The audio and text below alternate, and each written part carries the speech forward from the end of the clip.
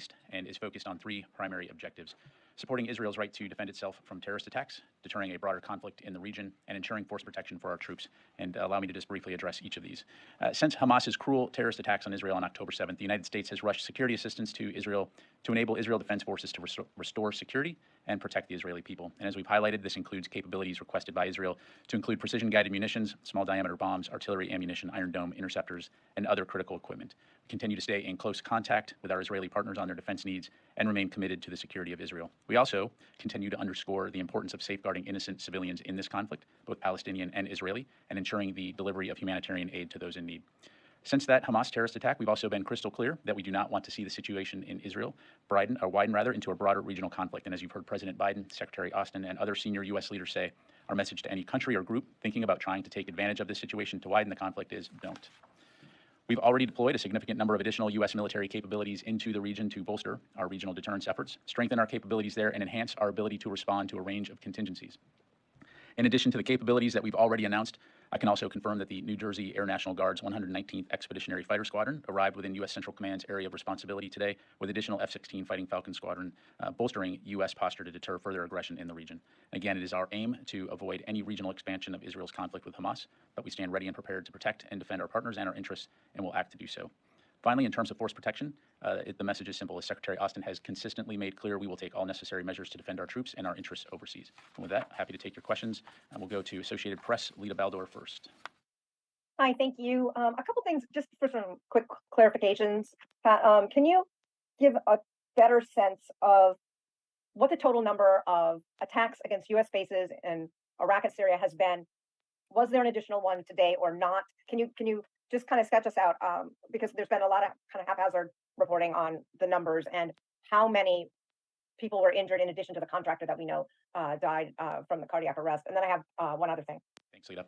So in terms of those numbers and statistics, we are working with U.S. Central Command to get you a comprehensive list for the public record, and so we'll endeavor to get that to you all as soon as possible. What I can tell you right now, and again, we're still continuing to ensure that this accounts for everything, but between October 17th and the 24th, U.S. and coalition forces have been attacked at least 10 separate times in Iraq and 3 separate times in Syria via a mix of one-way attack drones and rockets. So again, those are the initial numbers. We're continuing to work to CENTCOM to ensure we get you the facts on these. And so again, we'll get that to you as soon as possible. And I'm sorry, you said you had a follow-up? Yes. Can you say whether any of the prepared to deploy forces have actually been activated at this point? And can you give us a better sense of what Lieutenant General Glynn and this team is doing in Israel? Did that sort of double the number of advisors there, and what? Just give us a little bit more clarity on what they're doing. Sure. In terms of the prepare to deploy, the forces that have been notified under prepare to deploy orders, to my knowledge, those forces have not been tasked to deploy at this point in time. I will say that separately, the deployment of the Terminal High Altitude Area Defense Battery and the additional Patriot battalions that we announced this weekend, their deployment is underway. I'm not going to be able to go into numbers. I'm not going to be able to go into locations other than to say to an undisclosed location in the Middle East. Again, those forces are aimed at enhancing force protection for U.S. forces in the region. What I can tell you is that the THAAD battery is coming from Fort Bliss, Texas, and the Patriot battalions and batteries are coming from across Fort Liberty in North Carolina and Fort Sill in Oklahoma. As it relates to General Glenn, we have asked a few officials with relevant experience simply to help Israeli officials think through the kinds of questions that they need to consider as they conduct their planning, including advice on mitigating civilian casualties. As I'm sure you've seen reported, these officials, to include General Glenn, have deep experience when it comes to urban combat. And so, again, they're there temporarily with their military expertise to just go through and discuss some of the hard questions that the IDF should consider as they plan various scenarios. I will be very clear here, though. The IDF will and always will make its own decisions. They're not there to direct, again, simply to provide advice. Thank you. Let me go back into the room here. Matt? Thank you, Pat.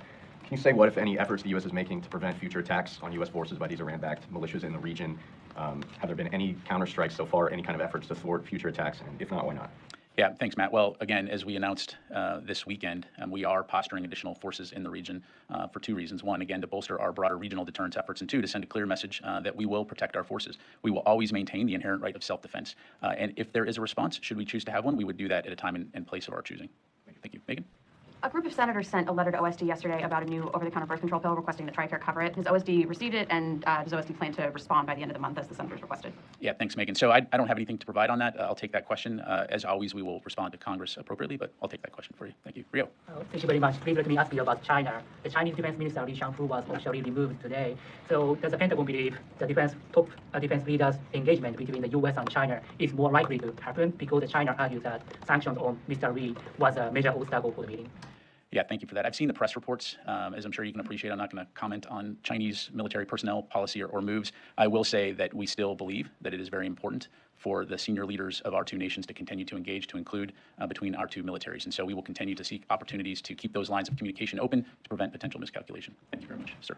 Has the department been preparing or stepped up preparations for mass evacuations if the conflict spreads beyond where it is right now? Yeah, so I don't have anything to announce in that regard. As you know, and as you've heard us say in the past, we are a planning organization. It's what we do. And so again, we're going to do due diligence to ensure that we're planning for a variety of contingencies. But as it relates to the situation in the Middle East and U.S. citizens and our embassies, I'd refer you to State Department. And are there any discussions through intermediaries between the U.S. and Iran?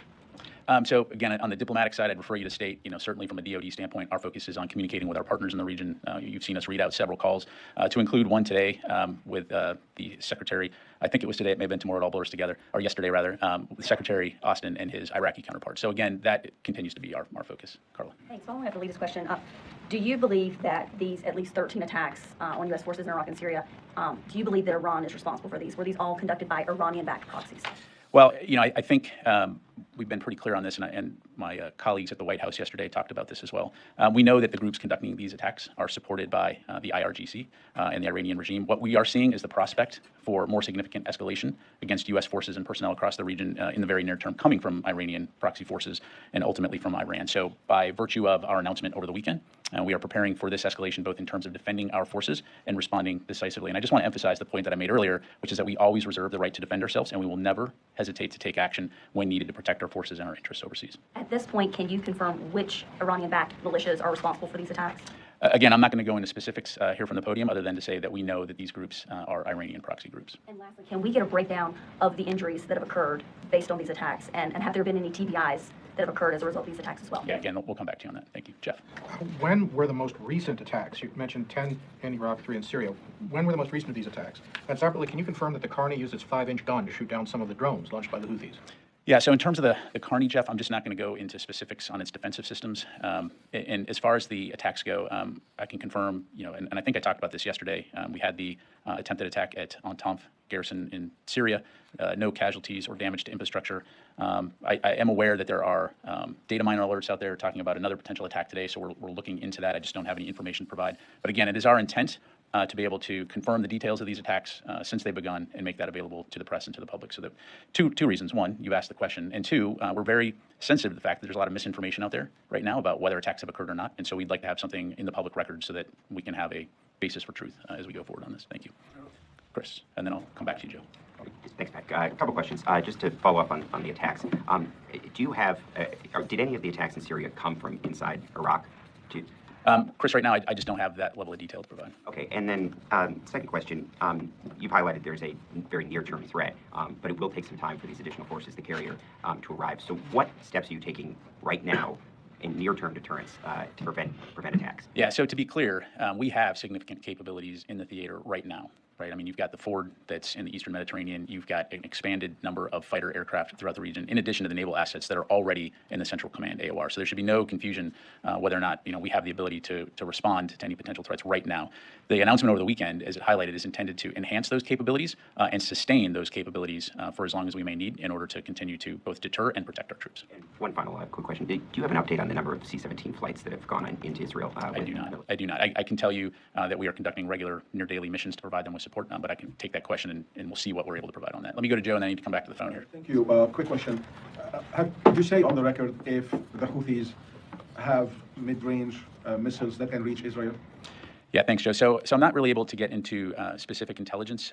I can tell you that it's our assessment that the range of those missiles was likely in excess of 200 kilometers. 1,000. Yeah. Yeah. Okay, let me go to the phone here. Look, I studied advertising at the University of Florida, okay? Please do not make me do math up here. All right, let me go to Jared from All Monitor. Hi, sir. Thanks for doing this. There have been some news reports, including in my outlet, that citing Israeli officials as saying that essentially, while they greatly appreciate the U.S. Military support and coordination, that they feel that in order to maintain deterrence, Israel as a state in the Middle East neighborhood, that they have really no choice but to go ahead with the Gaza campaign ground incursion. Does the department share that? Well, look, I'm not going to speak for Israel. I think it's important to remember how we got here. So first of all, we have had a very long-standing relationship with Israel and have worked together for many years to ensure our mutual security in the region. As I highlighted earlier, on October 7th, Israel was attacked by Hamas in a brutal and cruel attack. And so since that day, we have worked hard to ensure that we are working closely with Israel to understand what their defense needs are to restore security and protect their people. And so that continues to be our focus. Let me go to James, the messenger. Appreciate the opportunity. The question was answered. Thank you. Thank you. Come back in the room. Yes, ma'am. Thanks, Matt. How involved was OSD in Google's decision to disable live traffic conditions in Israel and the Gaza Strip at the request of the IDF ahead of a potential ground invasion? Yes, I'm not tracking any involvement from DoD on that. So. Separately, is the Defense Department providing Israel with Phoenix Ghost or other loitering munitions? And in that light, is the department supplying new or emerging tech weapons that have not been deployed by U.S. forces in conflicts yet? Yeah, I mean, you've heard me talk about the kinds of capabilities that we're providing, so I don't have anything additional to announce at this point in time. As we've said, we continue to remain in close contact with Israel. For example, Secretary Austin talking on a near daily basis with the Minister of Defense there to understand what their needs are. And so as we have new capabilities that they request that we're able to announce, we certainly will do that. Thank you. Fadi. Two questions. So yesterday there was one report quoting U.S. official that Israel is delaying its incursion into Gaza to give the U.S. More time to prepare for a wide escalation or conflict in the region. Do you have a comment on that report? Yeah, I saw those press reports. Look, I'll be clear. Again, it's Israel's decision as to when and how they conduct their operations. The relationship between the United States and Israel right now is focused on, again, understanding what their defense needs are and making sure that we're able to support them in that regard. But we're also communicating with them, as I highlighted earlier, in terms of providing those kinds of thoughtful questions and things to consider based on our lessons in urban combat, and then also emphasizing the importance of mitigating civilian casualties in light of the situation in Gaza. And so that continues to be our focus. And in terms of, you talked about deterrence, you talked about what was announced in the weekend, although it could be looked at it as more like defensive assets, not offensive assets in terms of THAAD and Patriot. But as you highlighted, between October 17 and October 24, there's been 13 attacks on U.S. forces in Iraq and Syria. I don't know what your view is on deterrence and how deterrence works and whether this is a case of failed deterrence, but my question to you is, do you assess at this moment how big are the chances that this conflict could be widened based on the reaction from groups that are attacking the U.S.? Yeah, so a couple things there. Let me just kind of break it down.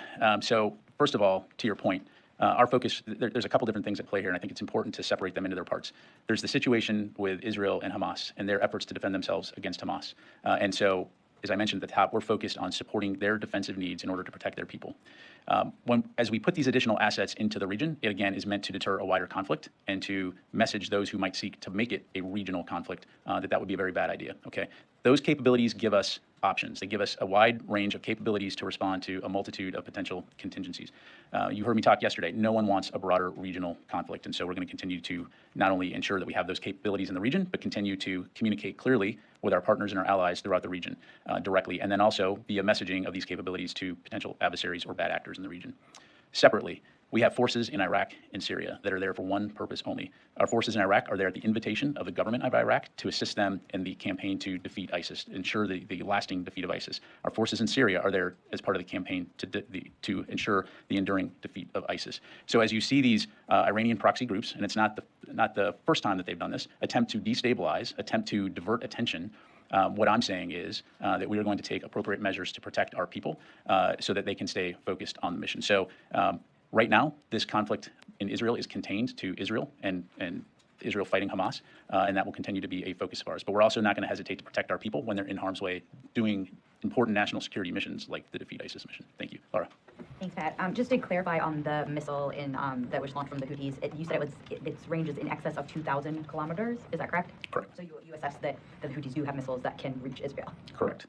And again, I think to highlight what I said earlier, and I think it was this week, I don't remember, the time all blurs, but when we talked earlier about this, we still cannot say for certain what those missiles and drones were targeting, but that those missiles were within range of that ship, the Carney, and so the Carney made the decision to take those missiles down. And have you seen any other such incidents involving those types of missiles since then? No, not at this time. Mike.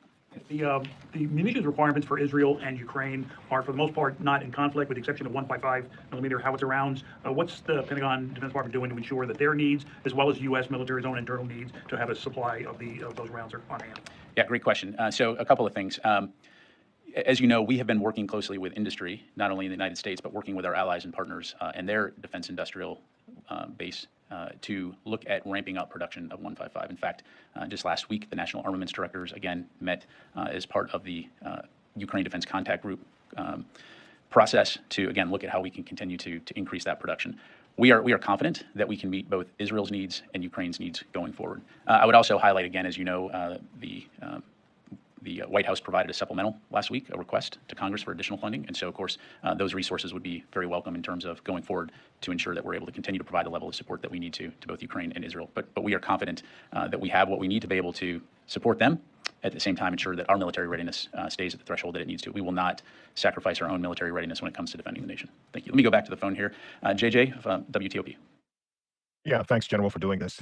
You said yesterday, and you said again today, that what we are seeing is the prospect for more significant escalation against U.S. forces and personnel across the region in the near term, coming from Iranian proxy forces and ultimately from Iran. When you say that, do you mean Iranian forces making direct attacks on U.S. forces, and are you seeing evidence that they're planning or preparing for that? Yeah, thanks, JJ. I'm not going to get into hypotheticals at this point. I think my words speak for themselves in terms of, we are continuing to see the prospect for increased escalation in light of the tensions throughout the region with these groups attempting to exploit that. And so, so far we've seen these Iranian proxy groups in Iraq and Syria conducting these attacks, and I'll just leave it at that. All right, let me go to John Ismay, New York Times. Yes, hi. I was wondering if you can tell me a little bit about what the Carney was doing before she took defensive actions and what she's been doing since. Yeah, thanks, John. So she was sailing. Just kidding.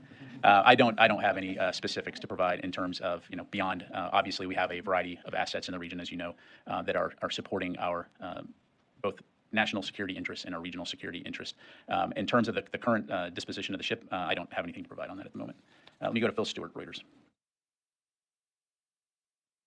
Hey there, thank you. Just a quick clarification. I thought initially you said that the missile had an excess range of 200, and then I think you confirmed that you said it was over 2,000. I just want to make sure which one of those it was. And then secondly, last night or yesterday, a senior defense official briefed all of us that Iran would be held accountable for these attacks. I'm just wondering if you could explain a little bit what that means. Thank you. Yeah, thanks. So yes, 2,000. And then in terms of accountability, again, look, I'm not going to discuss particular actions we could or might take, other than to say, again, we will do everything necessary to protect and defend our forces. If and when we would decide to respond, we will do so at a time and place of our choosing. Thank you. All right, time for a few more. Yes, sir. Thanks, General. So when the Biden administration and the DoD say they're confident that Israel will follow the law of war, I'm wondering which law is being referred to here. Is it like the Geneva Convention, the United Nations, ICC?